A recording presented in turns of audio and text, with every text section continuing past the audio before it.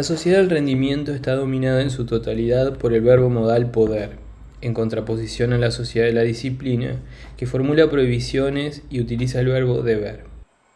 A partir de un determinado punto de productividad, la palabra deber se topa pronto con su límite. Para el incremento de la producción es sustituida por el vocablo poder. La llamada a la motivación, a la iniciativa, al proyecto, es más eficaz para la explotación que el látigo y el mandato. El sujeto del rendimiento, como empresario de sí mismo, sin duda es libre en cuanto que no está sometido a ningún otro que le mande y lo explote, pero no es realmente libre, pues se explota a sí mismo, por más que lo haga con entera libertad. El explotador es el explotado. Uno es actor y víctima a la vez. La explotación de sí mismo es mucho más eficiente que la ajena, porque va unida al sentimiento de libertad. Con ello, la explotación también es posible sin dominio. Foucault señala que el homo económicos neoliberal no mora en la sociedad disciplinaria, que, como empresario de sí mismo, ya no es un sujeto obediente. Pero queda oculto para dicho autor que este empresario por cuenta propia en realidad no es libre, sino que simplemente cree serlo, cuando en verdad se explota a sí mismo. Foucault adopta un tono afirmativo frente al neoliberalismo. Acepta sin crítica que el régimen neoliberal, como sistema del Estado mínimo, como administrador de la libertad, posibilita la libertad del ciudadano. Se le escapa por completo la estructura de poder y coacción que hay en la proclamación neoliberal de la libertad. La proclamación neoliberal de la libertad se manifiesta en realidad como un imperativo paradójico: sé libre. Precipita al sujeto del rendimiento a la depresión y al agotamiento.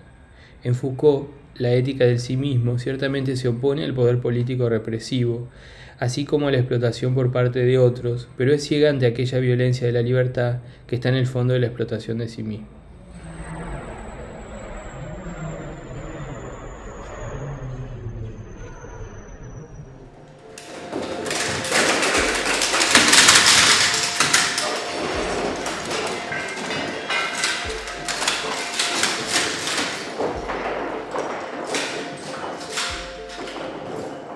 La coacción engendrada por uno mismo se presenta como libertad, de modo que no es reconocida como tal. El tú puedes incluso ejerce más coacción que el tú debes. La coacción propia es más fatal que la coacción ajena, ya que no es posible ninguna resistencia contra sí mismo. El régimen neoliberal esconde su estructura coactiva tras la aparente libertad del individuo, que ya no se entiende como sujeto sometido, sino como desarrollo de un proyecto. Ahí está su ardid. Quien fracasa es además culpable y lleva consigo esta culpa donde quiera que vaya. No hay nadie a quien pueda ser responsable de su fracaso. Tampoco hay posibilidad alguna de excusa y expiación. Con ello surge no solo la crisis de culpa, sino también la de gratificación. Tanto el desendeudamiento como la gratificación presuponen la instancia del otro. La falta de vinculación al otro es la condición trascendental de posibilidad para la crisis de gratificación y de deuda. Estas crisis ponen de manifiesto que el capitalismo no es ninguna religión, pues toda religión maneja las categorías de deuda, culpa y desendeudamiento, perdón. El capitalismo es solamente endeudador, no dispone de ninguna posibilidad de expiación que libere al deudor de su deuda. La imposibilidad del desendeudamiento y de la expiación es responsable también de la depresión del sujeto del rendimiento. La depresión, junto con el síndrome del agotamiento, representan un fracaso insalvable en el poder, es decir, una insolvencia física.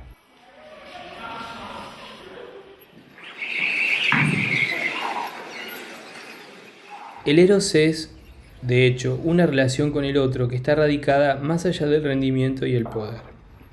El no poder es su verbo modal negativo. La negatividad de la alteridad, a saber, la atopía del otro, que se sustrae a todo poder, es constitutiva para la experiencia erótica. Según Levinas, la esencia del otro es la alteridad. Por ello, hemos buscado esta alteridad en la relación absolutamente original del eros, una relación que no es posible traducir en términos de poder. La absolutización del poder aniquila precisamente al otro. La relación lograda con el otro se manifiesta como una especie de fracaso. El otro aparece solo a través de un no poder. Cita nuevamente a Levinas. ¿Podemos caracterizar esta relación con otro mediante el eros como un fracaso? Sí, siempre que se adopte la terminología de las descripciones corrientes, que caracterizan lo erótico por el aprender, el poseer o el conocer. Pero en el Eros no hay nada de todo ello, ni tampoco su fracaso. Si fuese posible conocerlo, poseerlo o aprenderlo, entonces ya no sería otro. Poseer, conocer y aprender son sinónimos del poder. El amor se positiva hoy como sexualidad, que está sometida a su vez al dictado del rendimiento. El sexo es rendimiento. El cuerpo con su valor de exposición equivale a una mercancía. El otro es sexualizado como objeto excitante. No se puede amar al otro despojado de su alteridad, solo se puede consumir. En ese sentido, el otro ya no es una persona, pues ha sido fragmentado en objetos sexuales parciales. El objeto sexual no tiene ningún rostro que constituya la alteridad del otro que impone distancia. Hoy se pierden cada vez más la decencia, los buenos modales y también el distanciamiento, a saber, la capacidad de experimentar al otro de cara a su alteridad. A través de los medios digitales intentamos hoy acercar al otro tanto como sea posible, destruir la distancia frente a él. Pero con ello no tenemos nada del otro, sino más bien lo hacemos desaparecer. En vez de cercanía surge una falta de distancia.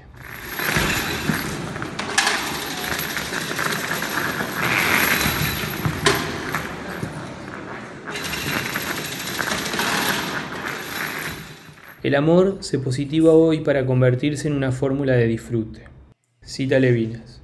El amor no es una posibilidad, no se debe a nuestra iniciativa, es sin razón, nos invade y nos hiere.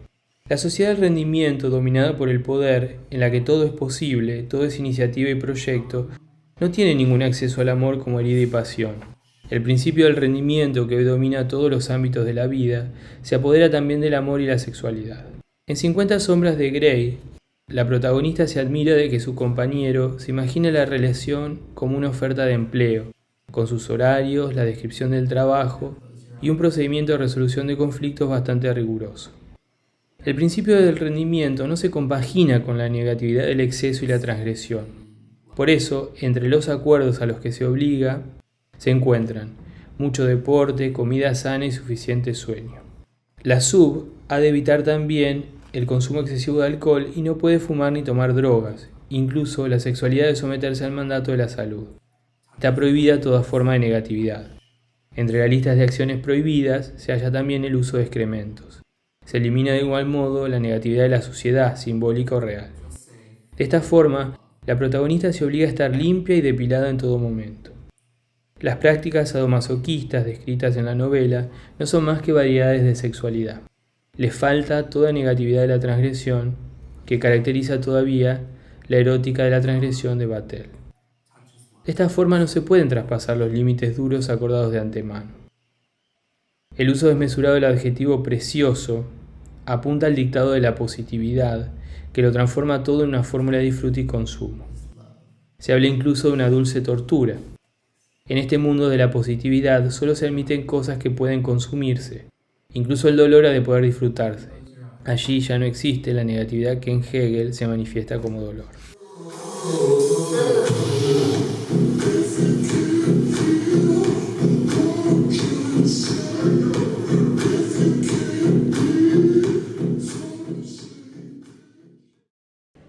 La ética del Eros de Levinas ciertamente no contempla los abismos de un erotismo que se manifiesta como exceso y locura, pero llama la atención con insistencia sobre la negatividad del otro, sobre la alteridad tópica que está hoy en vías de desaparición en una sociedad que se vuelve cada vez más narcisista. La ética del Eros de Levinas puede reformularse, además, como una resistencia contra la cosificación económica del otro. La alteridad no es ninguna diferencia que pueda consumirse. El capitalismo elimina por doquier la alteridad para someterlo todo al consumo. El Eros es, asimismo, una relación asimétrica con el otro, y de esta forma interrumpe la relación de cambio. Sobre la alteridad no se puede llevar la contabilidad de debe y haber.